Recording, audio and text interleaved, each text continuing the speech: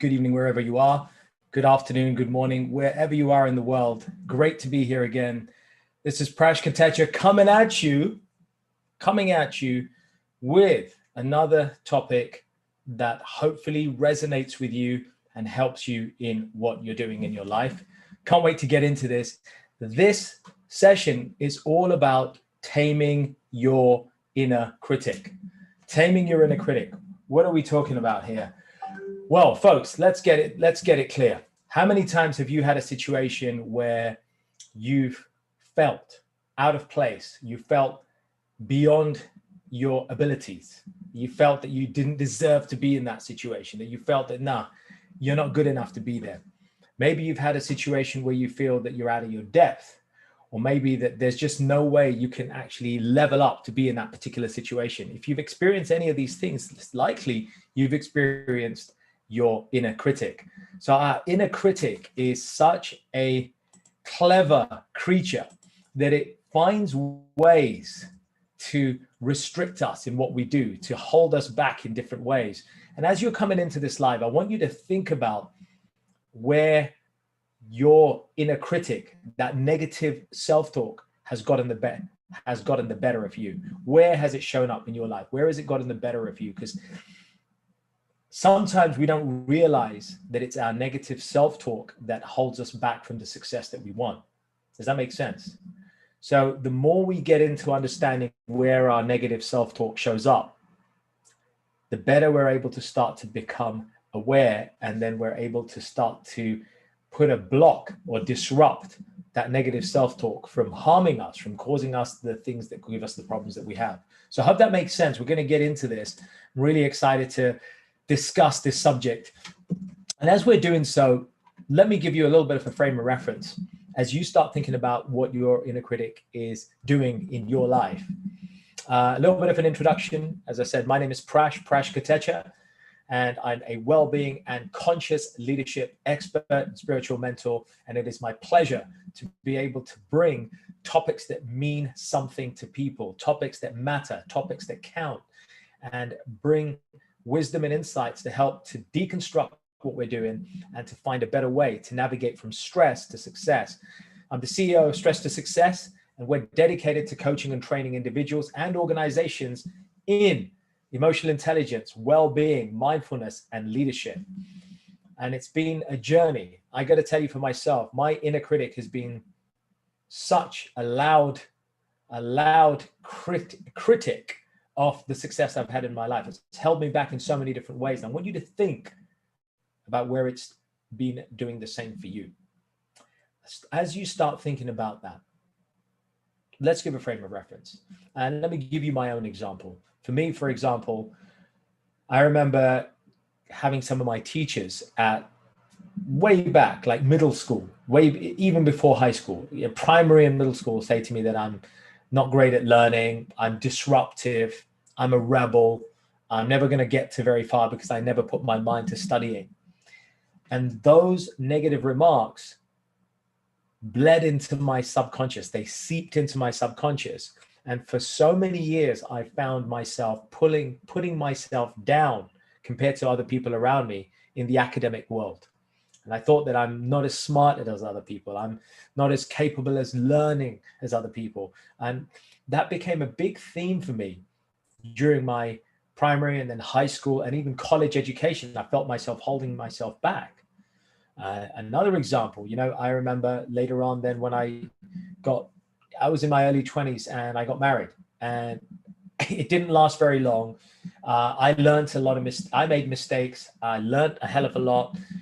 My wife at the time made mistakes. I wasn't married for a huge amount of time, but since the experience was negative, it wasn't a great experience, I came to the conclusion that I'm just a failure at marriage. I'm just rubbish at wedding. I'm just rubbish at married life. I'm just no good at relationships.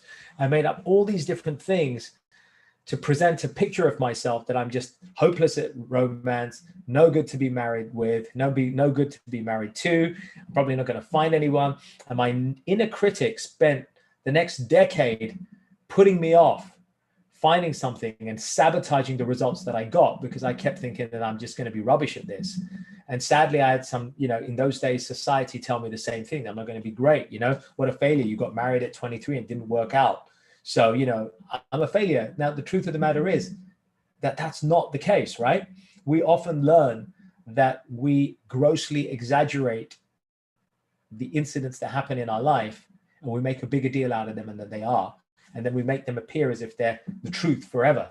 They're not. They're the truth for that amount of time, or maybe they're the perception of truth at that time, but they're not true for the whole of time, because we change, people change, our experiences change, right?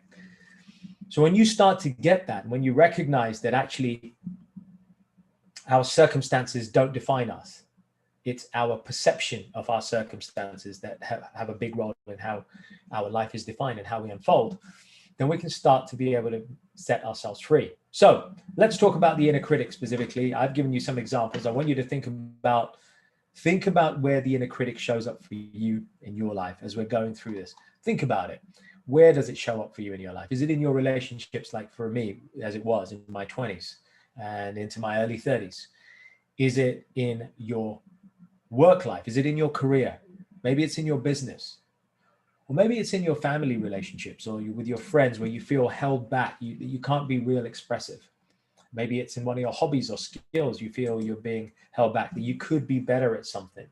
I felt that way with music for a long time. I thought that I'm no good because I kept comparing myself to professional musicians. And I thought, well, my singing and piano playing will never be as good as anyone else. And so the inner critic stopped me for years from performing on stage. And it wasn't until I got into my 30s that I started performing live on stage and building that confidence. And the more I did it, I realized that actually that negative self-talk was just bakwas, rubbish. It was just nonsense. So think about this for your life. And let's understand what the inner critic is all about. So the inner critic is that part of our mind. It's that nagging voice that we hear that's telling us we're not good enough, we're not smart enough, we'll never make it, we're not capable enough, or that, if we do this negative thing will happen and we better not do it at all. It's that voice that says, no, don't do that. It's going to cause a whole ton of pain and then you won't be able to handle it. Just think for a second how that's showing up in your life. Because the inner critic sometimes forms a well-integrated package of destructive thoughts that we say to ourselves. It's those nagging voices. And it's not auditory. It's not hallucinatory. It's just experiences, thoughts within our head. And then the behavior transpires as a result. Usually it stops us from carrying out or leveling up or taking that next step. It kind of has a paralytic effect, kind of like pressing the brakes on a car while you're trying to accelerate at the same time. And I'm sure you know that analogy. You've heard it yourself many times. We use it in coaching, right? You're kind of trying to drive and you're pressing the brakes at the same time. But it does have a role, right? The inner critic is there. In a sense, it also protects us from external judgment. It protects us from rejection. And it's often constantly pointing out these things. You're not enough. You're not good enough. You're not smart enough. All these sorts of things.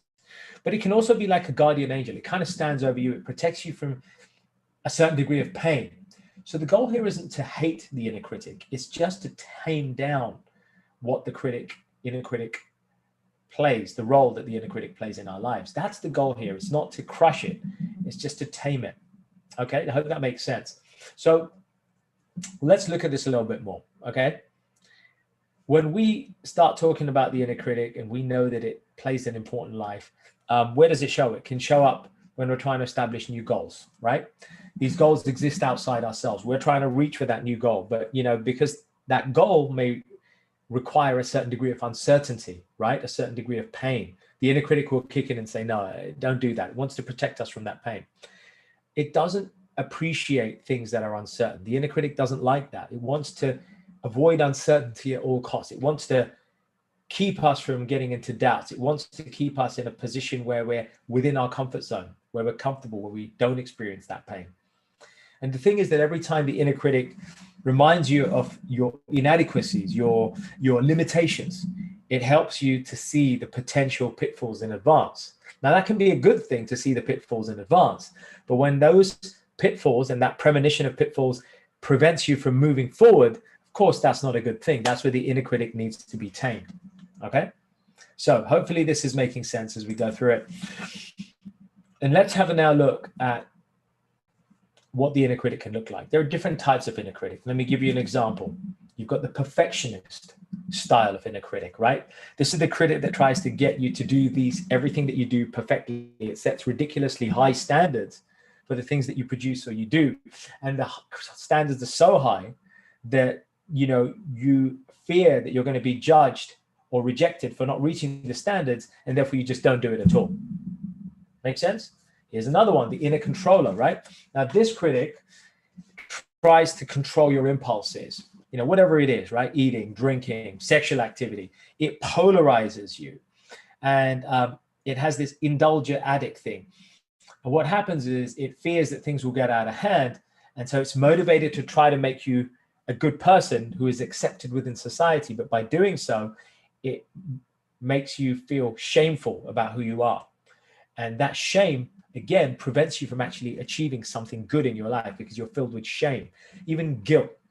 How that kind of makes sense. Then you've got another type. Let's look at another type, the underminer, right? This critic, inner critic style, tries to undermine your self-confidence and self-esteem. It won't let you take risks. It makes direct attacks on your self-worth so that you stay small, you play small, you stay small. You don't want to take those chances. You're worried that you'll get hurt or rejected. And it's afraid, that inner critic is afraid of you being too big or too visible, raising your head too high and not being able to tolerate the judgment or failure or shame or criticism that will come with that. Does that make sense? And so the inner critic keeps you small. So think about these sorts of inner critic types. How are they showing up for you in your life? And here's another one. And I want to share one that really, I think a lot of people could relate to, especially people from ethnic backgrounds. I know for Asian backgrounds, I myself know this. The inner critic style of the conformist. Now, the conformist is a style of inner critic that tries to get you to fit into a certain mold based on societal norms, based on societal standards, expectations, your culture, your family. And it wants you to be liked and admired and to protect you from being abandoned, rejected, cut out, ostracized from your community, your family. It's that inner critic that stopped me for so many years thinking that maybe I shouldn't.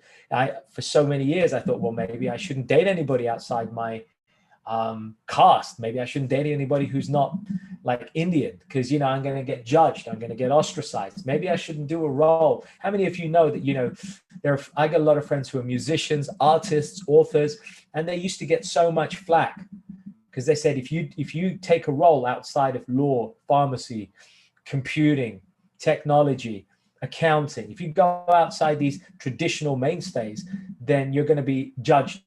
You're going to be looked upon. You might have eyebrows raised.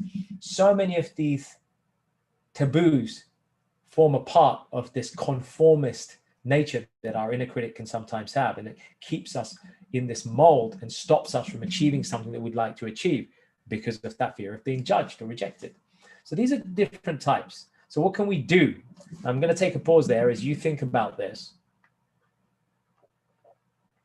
What can we do? What can we do? Well, first of all, what have you done? What's worked for you so far? What have you done to tame your inner critic that has actually benefited you in some way? That's something that has caused you benefit, something that has actually helped you in your life. What is that? Think about that.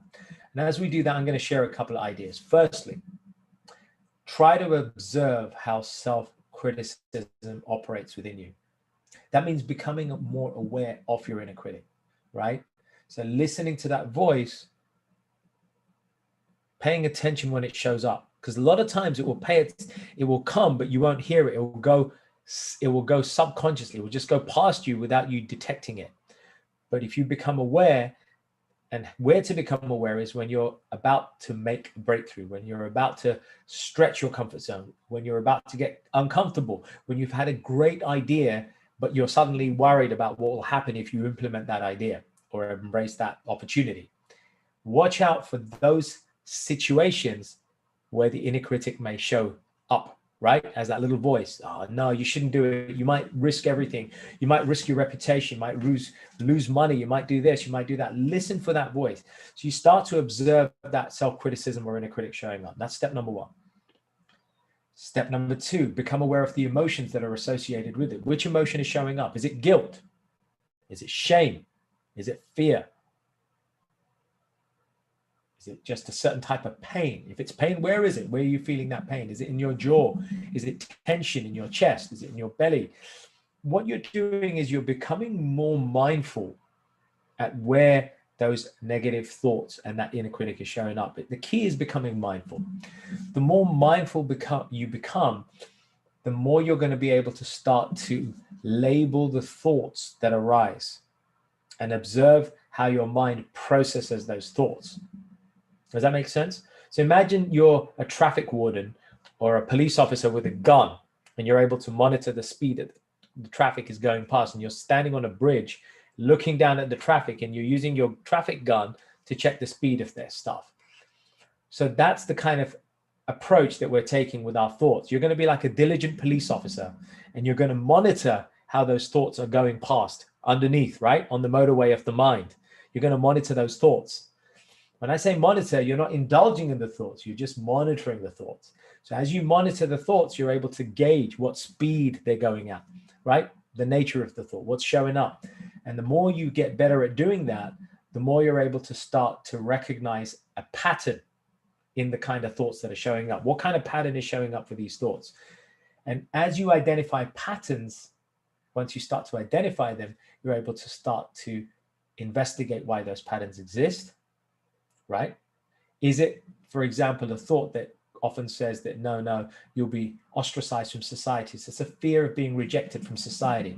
Then you can go back and you can work with a coach by yourself, or work with a coach or mentor and try to ascertain the source of where that rejection fear came from. When you look back in your childhood or your early years, you try and find that source. When you do a bit of that root cause analysis, you're able to then try to weed out that thought.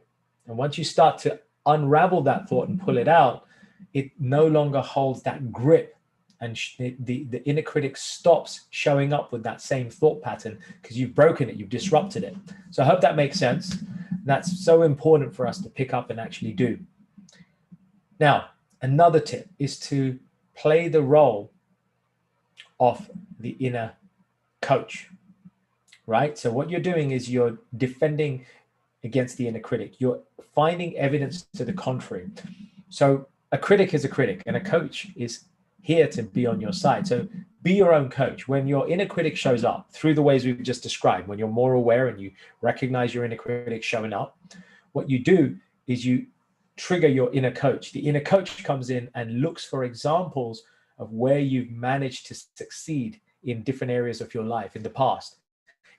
Now, what that does is it sends you a sense of, it amplifies your self-confidence in the moment. So when you feel like, oh, I can't do this, I'm going to get rejected here, or what if I fail here? What if I take this risk and this happens or that happens?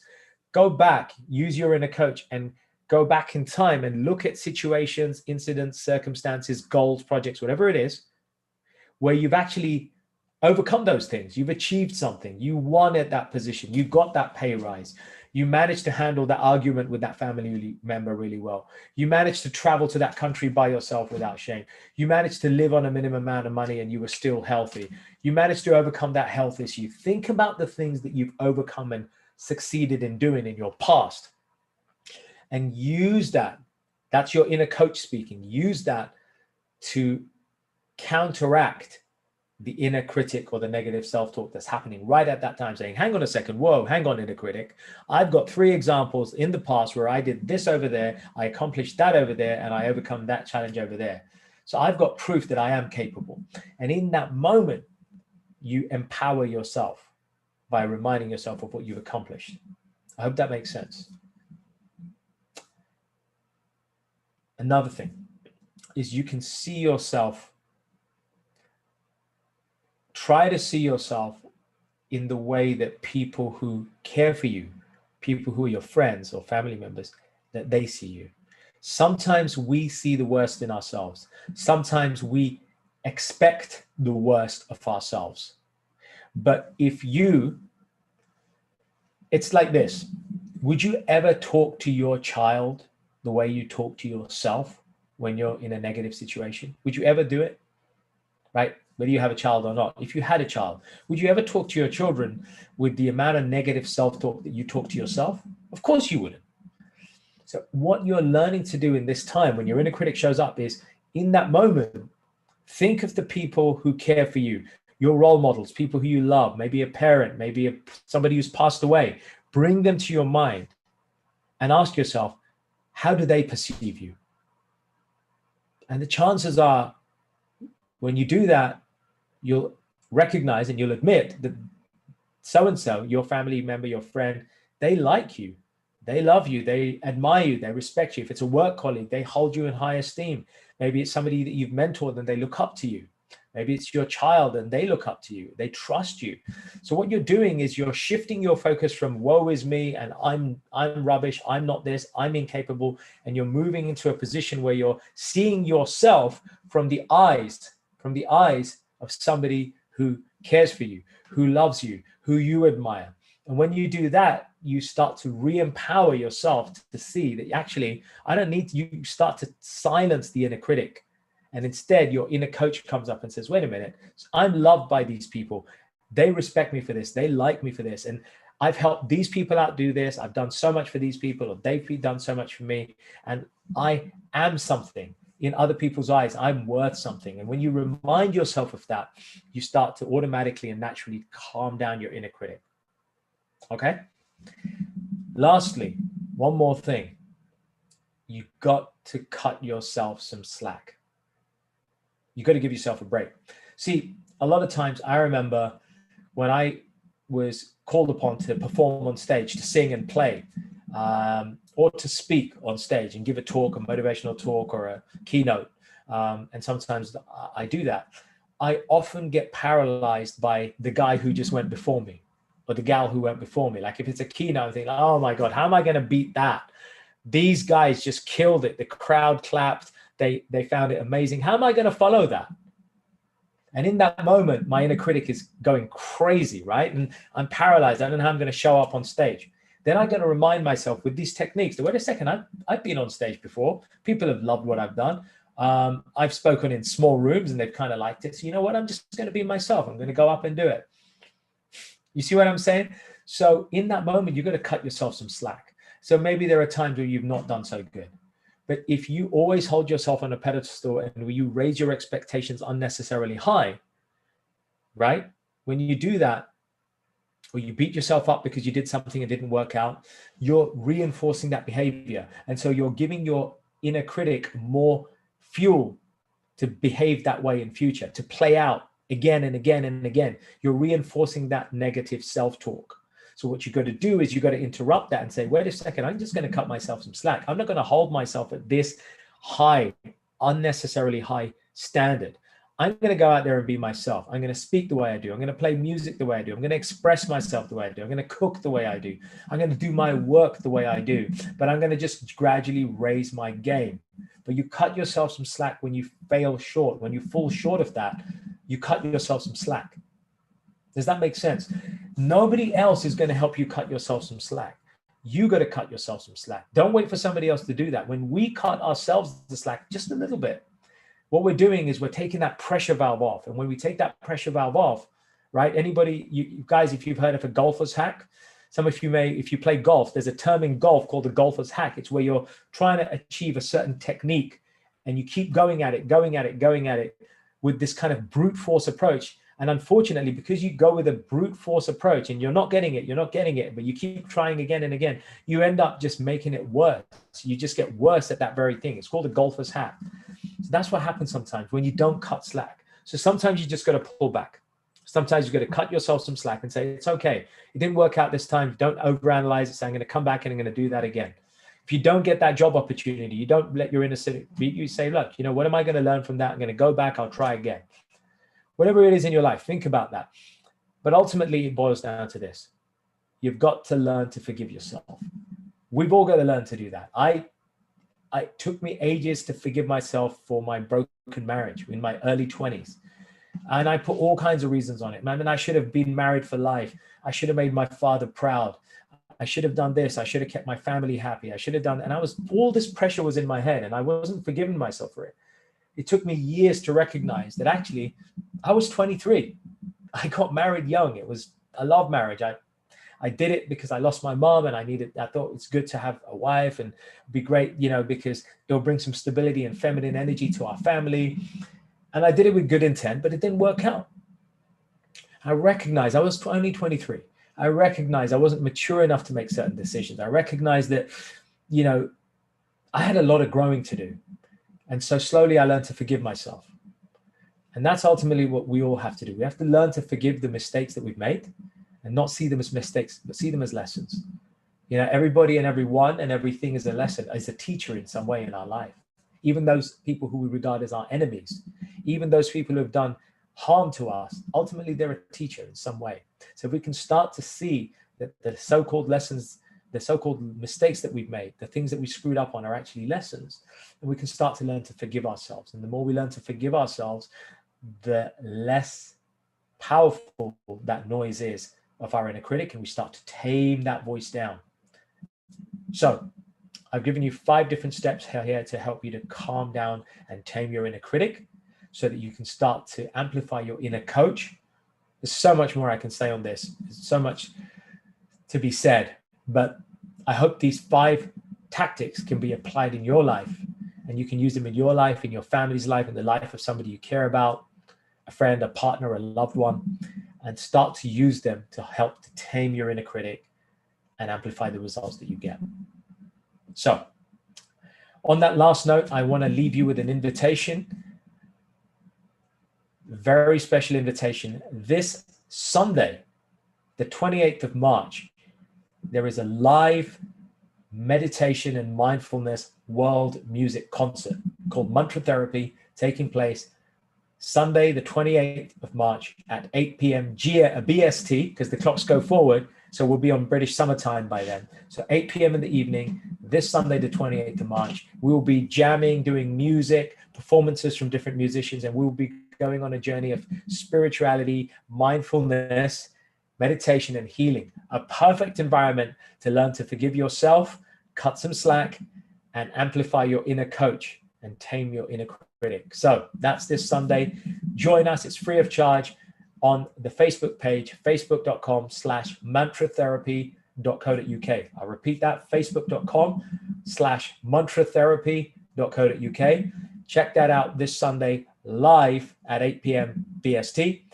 And of course, I invite you to check out, like, follow, and subscribe our fantastic 5-star rated podcast, Urban Spirituality, where we go into subjects like this and we tread that ground between corporate, professional, business, and personal lives, and achieving a life of fulfillment, purpose, and vision through blending spirituality and modern wisdom and applied psychology. So Urban Spirituality on iTunes, Spotify, Google Podcasts, all your platforms. Go check out Urban Spirituality. Like, follow, subscribe. Check Urban Spirituality out on YouTube. And last but not least, I'll leave you with this an invitation. If you feel that you would like this help, if you want to work with a coach to build the results that you deserve in these areas, if you want to tame your inner critic, get in touch and we will explore whether coaching or training for you or for your team is something that could benefit you and help you in your life. The invitation is there for you. Reach out, and thank you for being such a great audience. I will catch you very soon on another episode of this Freestyle Live. That's it from me. Like, follow, and trust. Take care of yourself. Peace out and more power to you. Namaste.